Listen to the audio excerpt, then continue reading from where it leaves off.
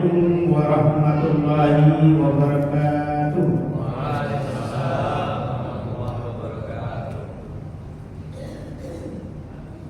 Alhamdulillahirabbil alamin. Syahrul Ramadan allazi unzila fihi al-Qur'an hudan linnas wa bayyinatin minal huda wal furqan. Asyhadu an la ilaha illallah wa asyhadu anna Muhammadar Rasulullah.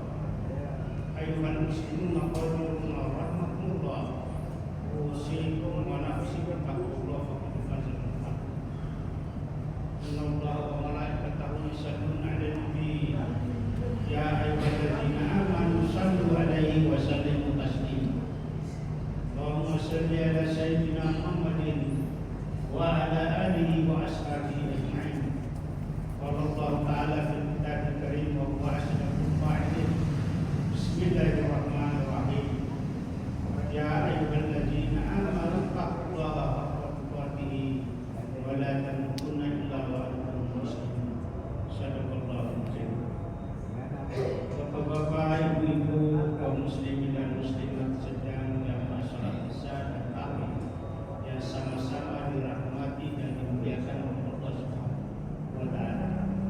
Pertama-tama marilah kita senantiasa menjadikan puji syukur kehadirat Allah Subhanahu wa taala.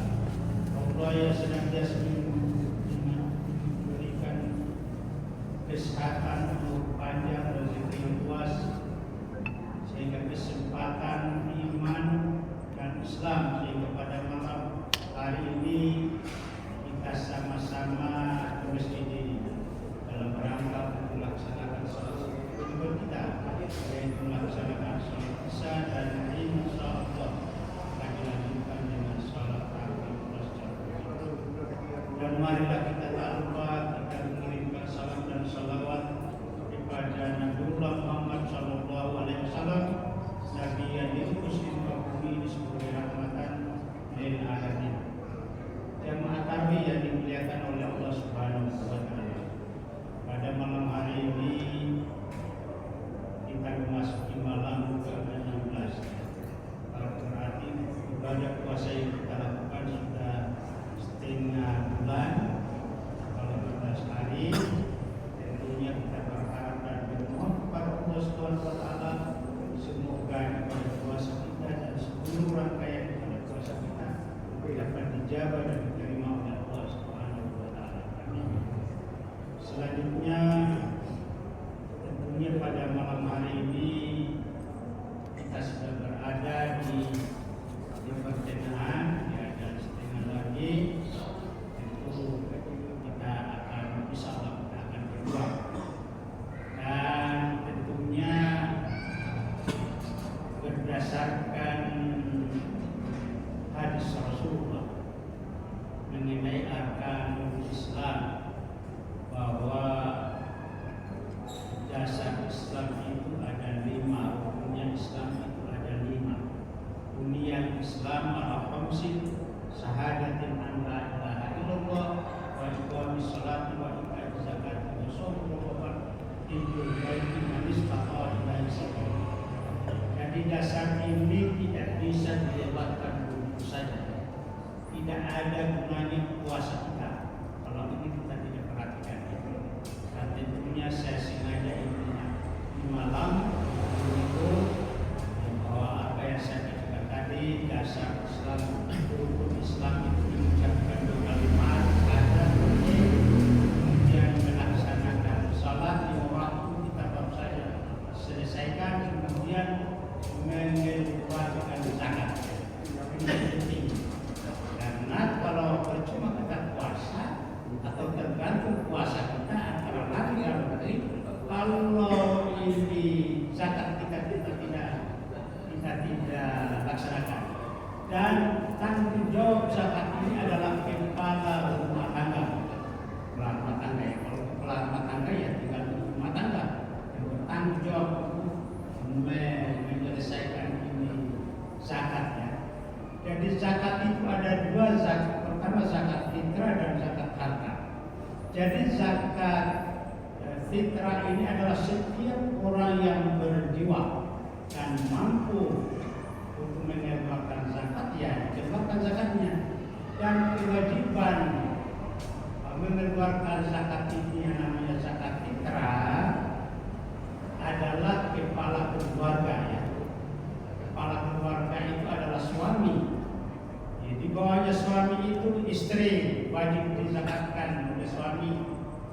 kemudian anak. Di luar anak ada kewajiban kita yang tinggal di rumah kita, apakah itu kemenakan orang lain, itu tanggung jawab kita sebagai kepala rumah tangga sekalipun ada orang tuanya di sana, tapi masih di bawah tanggungan kita dalam komponen rumah itu. Kalau bapaknya sudah tidak ada, ya diganti istrinya sebagai menyelesaikan ini. Jadi zakat fitrah ini itu ukurannya ya 4 liter beras, kemudian kalau dikembangkan disesuaikan. Yang jelas jangan kita makan beras tinggi lalu dikeluarkan yang rendah, itu salah ya. Yang benar itu dikeluarkan tinggi harganya, ya sebaiknya kita makan yang biasa-biasa ya. Karena biasanya beras yang tinggi harganya itu agar ya apa itu tempe-tempe, tapi orang yang mau keras akhirnya dia beli yang murah kan beda harganya. Jadi disesuaikan. Intinya bahwa zakat yang kita keluarkan itu adalah lebih tinggi dari yang kita makan. Jadi oleh karena itu waktunya sebelum kalau kita ya stabil ini ya sebelum lebaran lah kita sudah selesaikan supaya pembagiannya itu ya orang yang berhak menerima masih bisa menikmati, kalau berupa uang masih bisa membeli baju. Tapi kalau yang baru lahir, apakah itu anak kita atau kemenakan kita, batas waktunya itu ya ini kesalahan yang saya memberikan penjelasan karena saya memang bidang hukum Islam. Bidang hukum Islam mulai dari sarjana muda, S1, S2, S3 itu memang bidangnya. Tapi ada orang menerangkan misalnya hukum agama itu cuma belajar hukum agama, tidak mendalam. Jadi karena itu di dalam menjelaskan ini ya kadang tidak menjurus ya. Jadi jelasnya bahwa kewajiban melaksanakan zakat fitrah ini orang jangan sampai cucu kita, anak kita yang baru lahir belum turun dari mimbar itu masih wajib diberikan dan diberi nama. Tapi kalau sudah turun ya sudah lebih jadi zakat biasa, zakat biasa. Tapi kalau masih di mimbar cepat-cepat kasih petugas masjid dan beri nama cucu dan anak itu, maka selesailah kewajiban kita. Itu zakat fitrah. Karena zakat fitrah ini kalau terlambat dilaksanakan tidak diterima ibadah puasa kita atau tergantung antara langit dan bumi. Jadi segera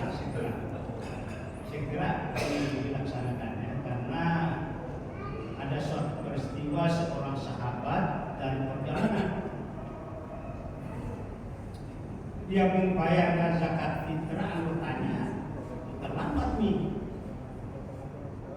sehingga dia hanya memerdekakan budak satu. Lalu datang mengadu kepada Rasulullah, ya Rasulullah bertanya, kenapa kamu datang sedih? Saya sedih karena ini saya datang ini terlambat hanya saya memerdekakan budak. Kata Rasulullah, biar memerdekakan budak 10 orang ya, budak tidak sama indeksnya 4 tepat waktunya. Jadi oleh karena itu keluarga kita di luar yang baru lahir itu dibereskan sebelum pelaksanaan sholat Id supaya orang yang menerima itu apalagi yang berupa uang bisa beli pakaian dan lain-lain sebagainya. Jemaah yang dimuliakan oleh Allah Subhanahu wa taala. Kalau di samping itu kalau ada kemenakan kita menantu kita yang hamil diprediksi mau melahirkan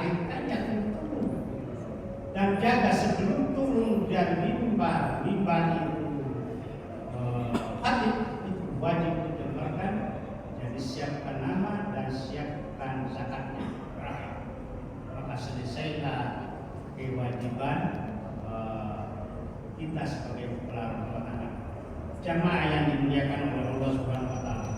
Karena tadi ada sabda Rasulullah sallallahu alaihi wasallam, "As-sawmu mu'allaqatu baina as-sama'i wal ardi hatta naqdal zakatul fitrah." Bahwasanya zakat orang-orang yang berzakat, orang yang berpuasa pada bulan Ramadan tidak akan sampai di aslinya Allah kalau zakat fitrahnya tidak disegerakan. Jadi oleh karena itu kita berpuasa, kalau zakat fitrah ini kita lalaikan ya itu tidak akan terganggu puasa kita. Jadi oleh karena itu ini penting, karena ini adalah sebagaimana saya bacakan tadi adalah rukunnya Islam. Kalau rukunnya Islam ini tidak laksanakan berarti apa yang saya bacakan pertama tadi, ya ayyuhallazina amanu taqullaha haqqa wa la tamutunna illa wa antum muslimun. Hai orang-orang yang beriman, bertakwalah kepada Allah dengan takwa yang sebenar-benarnya takwa. Jangan kamu tinggalkan dunia ini sebelum sempurna Islam. Jadi apa yang saya terangkan tadi sudah jelas dan sudah dilaksanakan, maka kita sudah sempurna Islam ini.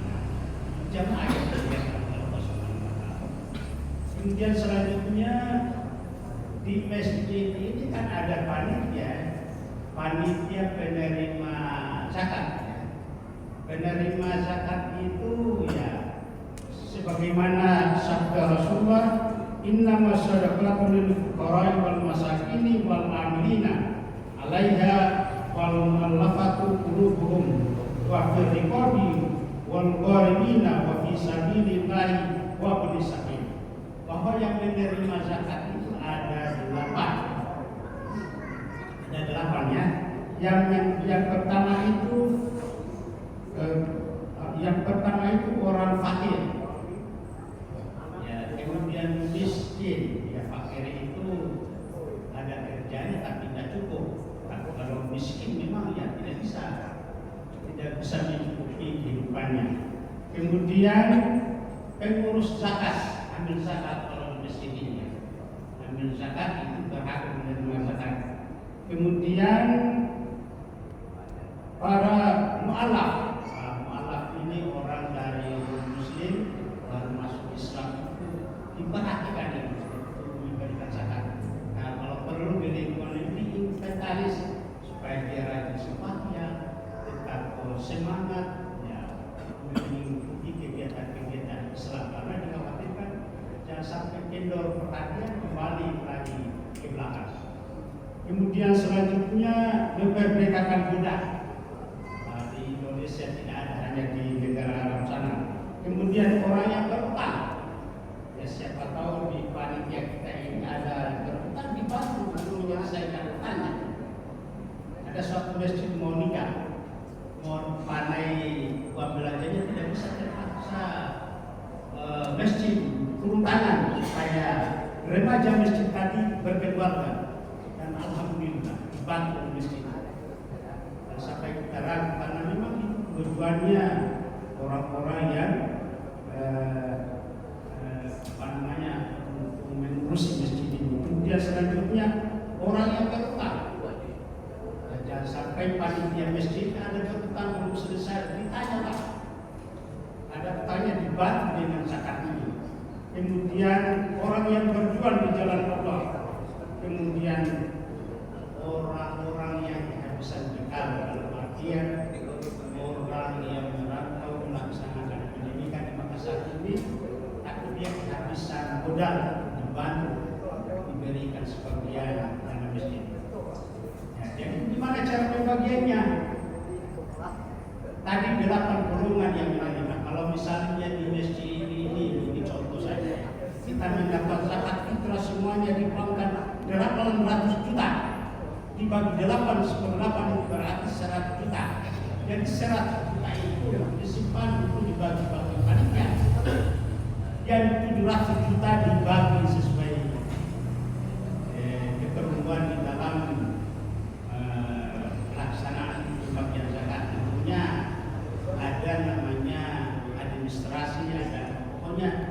dilaksanakan sesuai petunjuk. Kemudian yang 100 juta itu dibagi kepada yang berhak menerima. Tapi saya menurut pengalaman saya, kita menjadi panitia di dalam suatu katakanlah kepengurusan masjid beda-beda. Ada yang mampu, ada yang kurang-kurang mampu lah. Tapi yang mampu ini malu-malu juga untuk menerima. Bagiannya kan pada haknya untuk menerima, karena bagian dari hak zakat. Jadi tidak usah malu-malu. Kalau merasa kaya, ambil saja, bagi lagi kepada yang lebih berhak. Jangan menolak. Habis menolak sudah mau habis, baru minta maaf. Bagian saat ini sudah tidak hebat. Untuk saya sengaja biasa sempurnakan itu. Jadi dia minta ya makan. Ya Allah lah yang tahu. Yang jelas bahwa semuanya itu kita punya hak untuk menerima. Jamaah yang dimuliakan oleh Allah Subhanahu Wa Taala.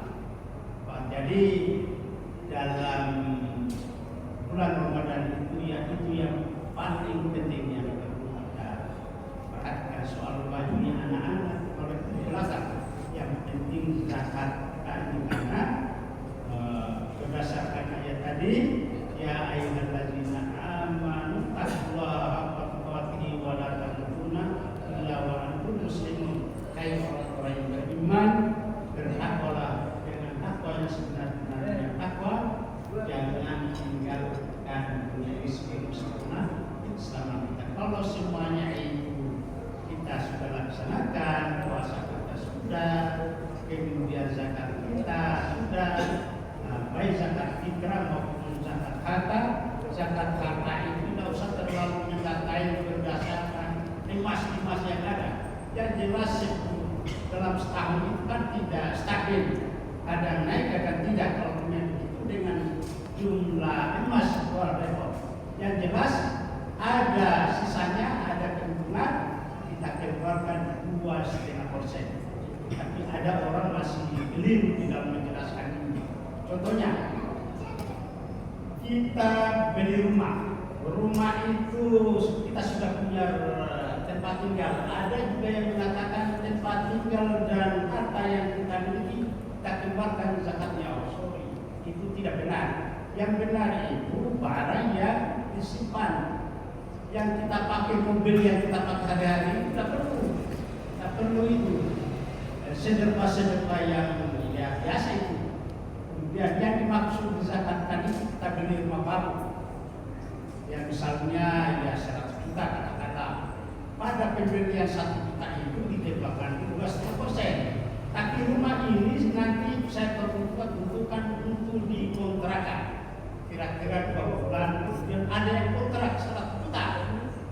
Dari 100 juta inilah yang dikeluarkan zakat. Apa yang namanya? Bukan rumahnya tadi sudah dikeluarkan pertama kita beli, keluarkan 2,5%. Tapi kita kontrakan 100 juta, maka 100 jutanya itu untuk setahun kan, untuk setahun kontrakan itu. Ini keuntungan kita keluarkan pada saat itu bukan menunggu lebaran, tapi pada saat kontrak ya, dikeluarkan 2,5%. Berikutnya lagi apakah silang 1 bulan atau 2 bulan dikontrakan lagi, dikeluarkan lagi zakatnya. Jadi hari pertama dikeluarkan zakat itu tadi rumahnya. Jadi ada orang yang salah, dia dipakai mobil padahal bukan. Yang dimaksudkan itu adalah mobil yang dipakai sewaan, jadi bukan mobilnya yang disewanya, tapi nilai berapa dia dapat setahun keuntungan kita dikeluarkan 2,5%. Jadi mohon maaf, masih banyak ustaz kita di dalam memberikan penjelasan belum maksimal, karena biasanya hanya dibaca di dalam panduan mereka padahal tidak mendalam.